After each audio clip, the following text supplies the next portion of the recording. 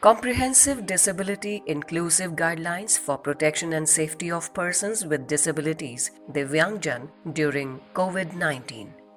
In view of the pandemic situation due to the outbreak and rapid spread of COVID-19 across the world, the public health has been endangered both nationally and internationally, necessitating urgent measures on the part of both the central and state governments aimed at containing the spread of the disease. The Government of India has declared the situation arising out of COVID-19 as a national disaster, and necessary guidelines have been issued under the National Disaster Management Act 2005.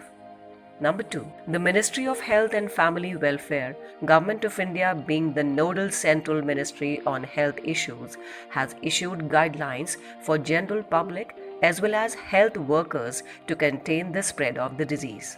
These are available on their website www.mohfw.gov.in, which inter alia contains awareness material both in Hindi and English for citizens and frontline workers, advisory on mass gatherings and social distancing, guidelines and procedure to be followed by hospitals including telemedicine practices for patient care, common helpline numbers 1075 011 239 78046 9013 151515.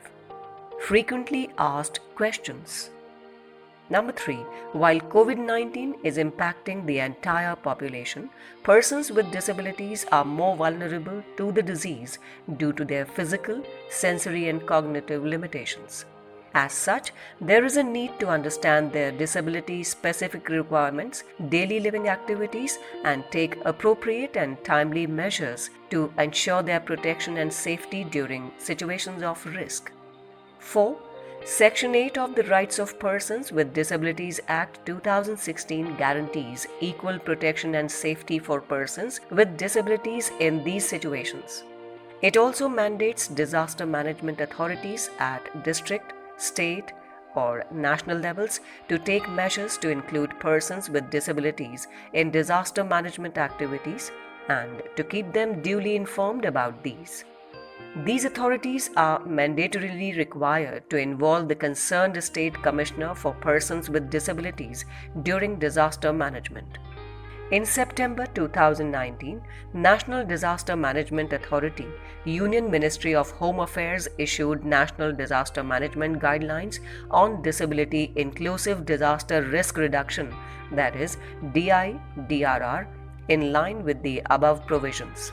Further, recently on 24th March 2020, Ministry of Home Affairs has issued guidelines for various authorities so as to prevent a spread of COVID-19 for a period of 21 days starting from 25/3/2020. 5.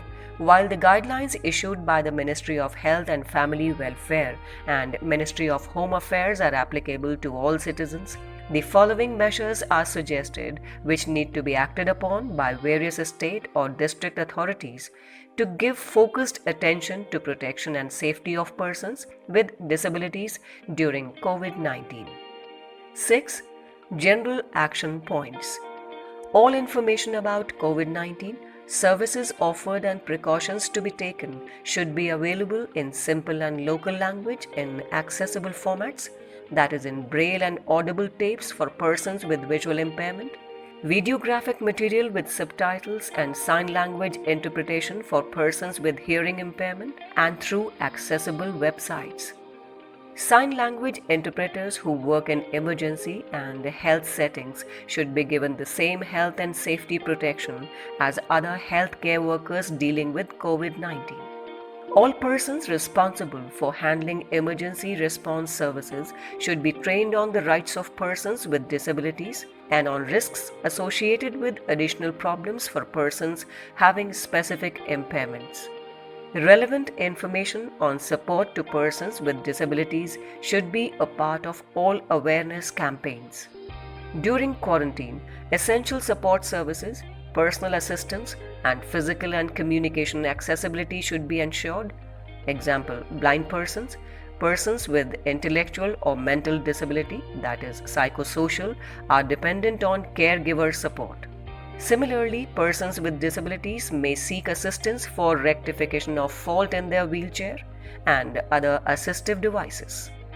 Caregivers of persons with disabilities should be allowed to reach persons with disabilities by exempting them from restrictions during lockdown or providing passes in a simplified manner on priority.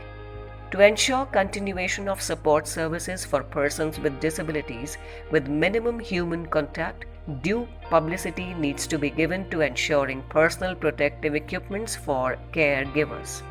The Resident Welfare Association should be sensitized about the need of persons with disabilities so as to allow entry of maid, caregiver, and other support providers to their residence after following due sanitizing procedure.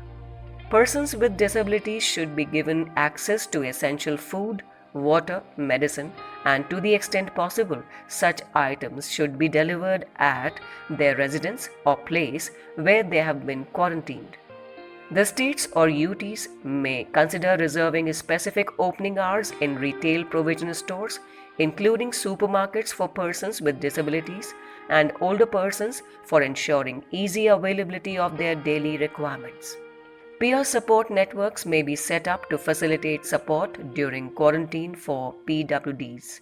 Additional protective measures should be taken for persons with disabilities based on their impairment who need to be given travel pass during the emergency period and should also be sensitized for their personal safety and protection. Persons with disabilities should be given priority in treatment.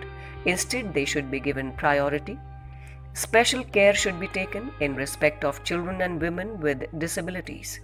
Employees with blindness and other severe disabilities in both public and private sector should be exempted from essential services work during the period, as they can be easily catch infection. Online counseling mechanisms should be developed to de-stress persons with disabilities as well as their families to cope with the quarantine period. 24/7 helpline number at a state level be set up exclusively for Divyangjan with facilities of sign language interpretation and video calling. The states or UTs may consider involving organization of persons with disabilities in preparation and dissemination of information material on COVID-19 for use of PWDs. 7. Mechanism to resolve disability-specific issues during the period. A. State Commissioner for PWDs. The State Commissioners for PWDs should be declared as the state nodal authority in respect of persons with disabilities. They should be the overall in charge to resolve disability-specific issues during the crisis period. They will coordinate with the State Disaster Management Authority, Health, Police, and other line departments, as well as district collectors and district level officers dealing with persons with disabilities. They will be responsible to ensure that all information about COVID-19, public restriction plans, services offered are available in local language in accessible formats. B. District Officer dealing with empowerment of PWDs. The district officer dealing with empowerment of PWDs should be declared as the district nodal authority in respect of persons with disabilities. He should have a list of PWDs in the district and monitor their requirements periodically, and should have a separate list of persons with severe disabilities who need high support in the locality. He will be responsible for resolving the issue within the resources available, and if necessary, may take the help of non-governmental organizations and civil society organizations or resident welfare associations.